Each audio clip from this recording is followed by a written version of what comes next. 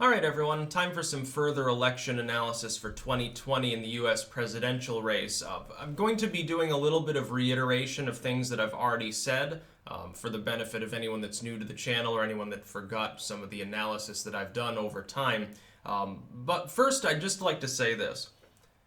Long story short, I expect there's a very high chance that Trump gets reelected in 2020. I believe it is far more likely than not. It's like an 80-90% chance that he's reelected. The first thing I preface this on is simply looking at the Democratic field and noting the absence of anyone that I can seriously consider a potential competitor against him, with the exception of people who are so far down the field that it's not clear that they can establish viability. If a person has dropped out or fallen to 3 or 4% in the polling, like a Kamala Harris, can I really consider them viable? If there's nothing really to differentiate their campaign from the others in a field that is relatively weak, we've got a let's face it, a very weak front runner for the Democrats. Joe Biden is not a strong candidate. I don't care what state-to-state matchups show in the Rust Belt. The fact that he's more palatable to certain center-left voting blocs doesn't mean turnout, because if you look at the excitement of those Biden supporters, it's pretty much absent.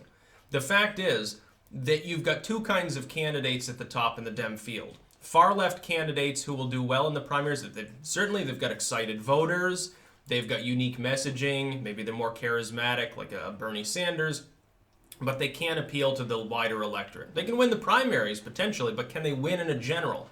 That becomes problematic. And then you've got Biden and arguably Buttigieg. They are viable as far as running a national election, at least potentially. Biden has his own problems that I think disqualify him from any possibility of being the president of the United States. But they can't excite anyone. Nobody's excited to vote for them. People voting for Biden, by and large, are just terrified of the other Democratic candidates and or think he's the only one that can actually get elected. So far, at least at the top end of the field, I don't see anyone with the qualifications, with the it factor. And that's the other point. One of the points that I've most repeatedly made is that the easiest way to tell who's going to be the next president of the United States is to envision yourself. Throw aside bias. Don't think of yourself. I know most of you, if you're in the United States, you're either a Republican or a Democrat, or at the very least you lean towards one or the other. Forget all that. It's crap. Don't even think about political party. Don't think about platform. Make yourself like the average voter, a dumbass that doesn't understand anything about politics. You've been fed shit by the media. You believe or disbelieve based on what your favorite news anchor maybe tells you. Unfortunately, that's the way most people in the voting electorate are. This is, by the way, a main reason that we have problems in Western society. Most people are not predominantly interested in politics. Their only interest is in the blood sport side of it. They look at it like they would a football game. The average person who's a football fan doesn't play football. They don't know any of the real ins and outs of strategy or anything like that. They enjoy it. They enjoy the team rivalry, and sort of the party atmosphere associated with it can become intoxicating. It's a big thing. Rock concert, sports stadium, Trump speech. It's the same thing. Think of yourself as the one responsible for casting roles in a movie. They're going to create the next big political blockbuster. It's going to be a movie about the U.S. president. Now, you've got to choose a person appropriate for what the plot is going to be. What kind of movie it is. Is it going to be a sad movie, a happy movie? Is it going to be really exciting, high energy, or is it going to be kind of more solemn and dignified presidency or something? Think about who you would cast in the role. Now let's go down the list. I'm going to go down, as I have before, and explain to you my feelings. And this relies in part upon perception and judgment that's more abstract and subjective. It's not really like, there's no hard categorization system for this. And people's own personal bias, unfortunately, can play a role. I am just looking at optics here. I don't care about anything except the way these people look, the way they speak, their names, their physical appearance, the way they dress, the way they carry themselves, the optics of them. That's the only thing I care about. And maybe their capability for acting, their believability when they're giving a speech, I suppose, plays a role. Donald Trump. Why would he be the most electable? Because he's already the president. There's such a thing as incumbent advantage. Part of it is literally nothing more than the optics of believability because they're already there. The only other person in the entire field, by the way, that shares this, at least to some extent, is Biden. He's been the vice president. That's close enough. He has that optics too. The front runner for the Dems and the sitting president are the only two people that have that particular aspect of viability.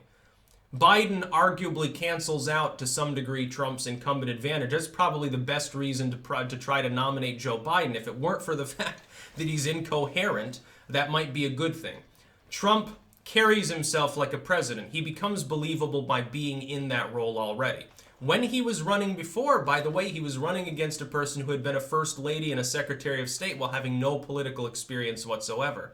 The fact is that in that particular insurgent election, things were a little bit screwy. Yes, the 2016 election was, as long as you followed the book and you looked at things based on political history and didn't think in more abstract terms, you assumed Clinton would win. She's ahead in the polls, she's got the experience, she's just more believable maybe in the role. Didn't work quite that way.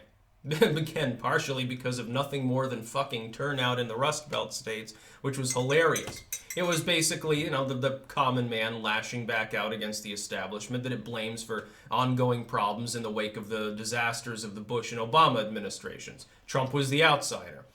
But now there's no real outsider advantage in this election. None of the people, by the way, running in the Democratic Party that have viability are outsiders. Now we're going to go through the Democrats. We're going to look at what you would cast him as. So Trump can be cast as a president. He's already the president. Biden can be cast as a president. He would definitely fit in with the more solemn, more traditional, fatherly sort of presidency. He would be believable additionally in that role for having been VP. He's been a heartbeat from the presidency before under Obama. He has that particular advantage. The problem comes down to his incoherence. Do I want to cast somebody to act as a president who is going to forget their lines, who might forget what year it is, and who chronically and habitually sexually harasses his co-workers? Probably not. I think that might be bad optics. If I'm casting an insane president, if I want a chaos candidate president, Trump's perfect for the role. But I don't want the chaos to be non-scripted. I can build that into the script. I can make Trump a zany president. The president that wouldn't follow convention, but at least got things done. That's Trump's role.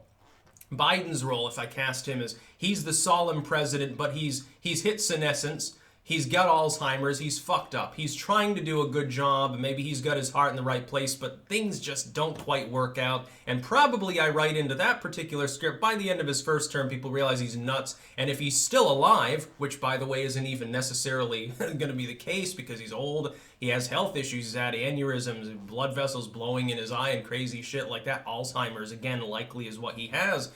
Then whoever his running mate is has to take over. Maybe it's a tragic presidential movie. Maybe it's the nation is bereaved of this dude. He's incoherent, but people think that he means well, and at least he got rid of the orange dude, but now, the end, somebody else is in charge. Think of now Elizabeth Warren.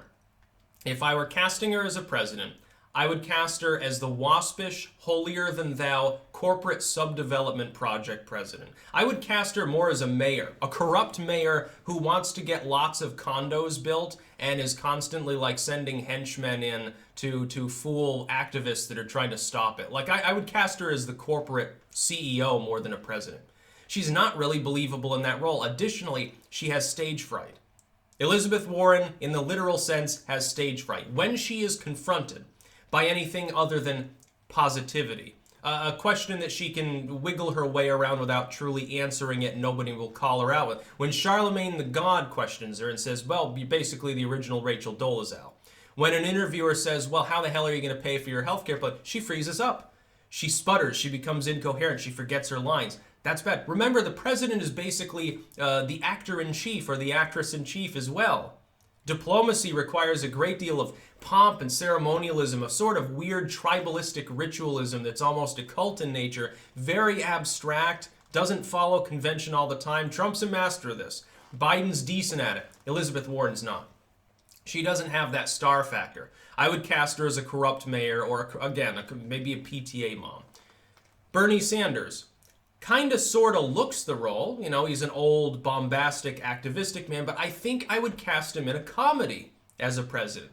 I would cast it as like a rural, arguably Vermont-esque comedy, like a Man with a Plan. It was about Fred Tuttle. Fred Tuttle ran for office here long ago. He was an old, half-literate farmer dude. People thought he was hilarious. His campaign style was basically, well, I'm going to do as little as possible. I guess his dad was, sick at the time and he wanted to make more money.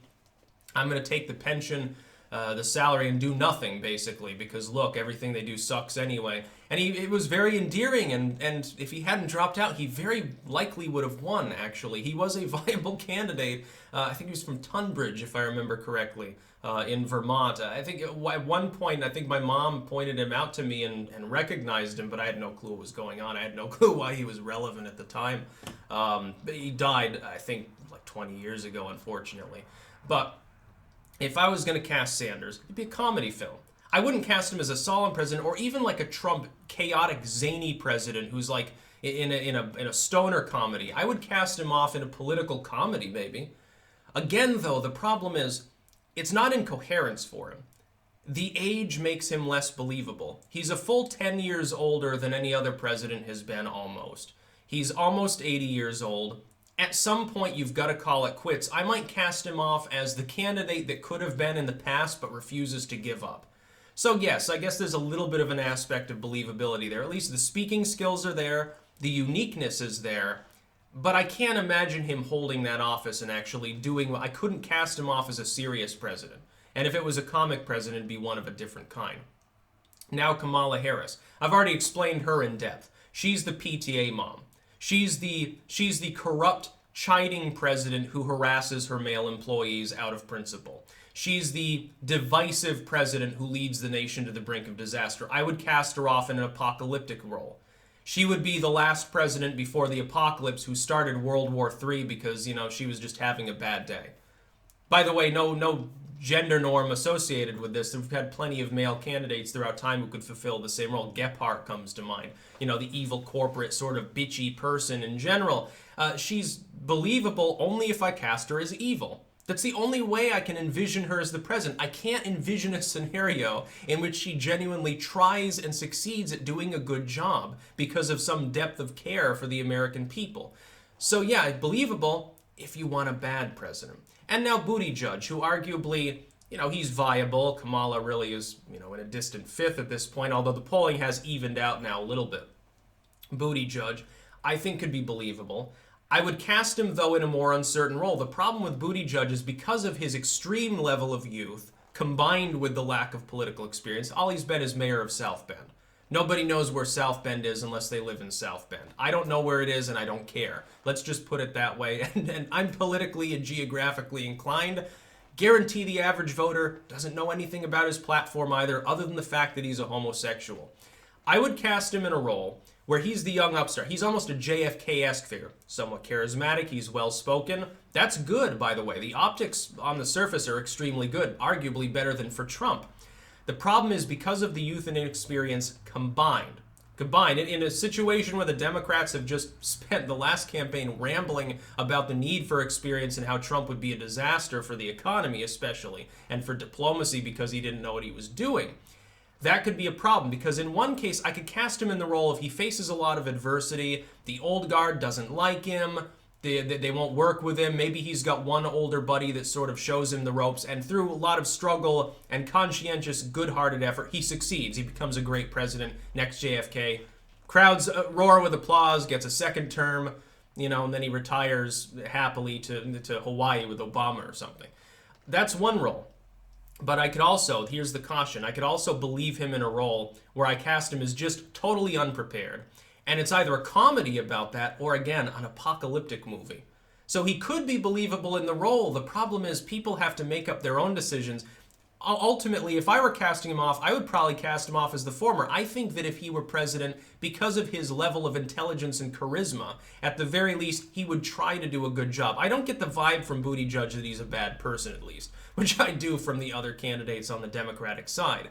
But other people will not necessarily come to that conclusion. And if I just look at polling, I can tell most people think the latter. They think the Democrats need somebody stronger to tackle Trump, somebody with experience, somebody with more credentials.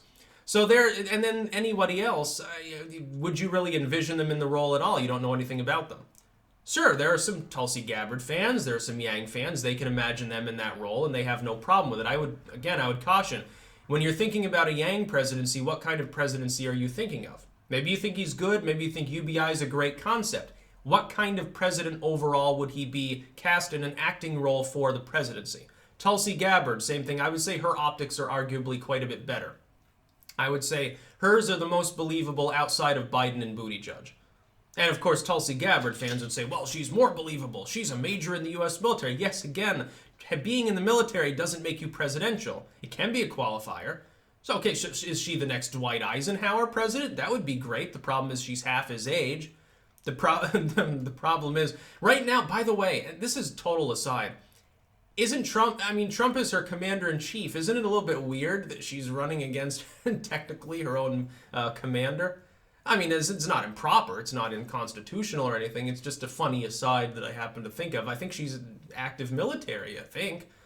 By the way, does she still, like, go and do military stuff while campaigning? Like, she gets off the campaign bus and, hits the gym or something. She has to clock in at 5 a.m., get up and shit and shower with the rest of the troops, go run a mile, and then she can run off to her campaign. That would be really, really funny. It'd be funny if the president were also active military, like in the conscripted sense. I wonder if that could even be possible. Like, could the president also hold the post of like a colonel or something? I don't know. All of these thoughts run through my head in the morning. It's like really great. As long as you get enough coffee, you can think better. Trust me, develop a caffeine addiction. Disclaimer, I'm not telling you to actually do that, idiot. That's about all. Peace out.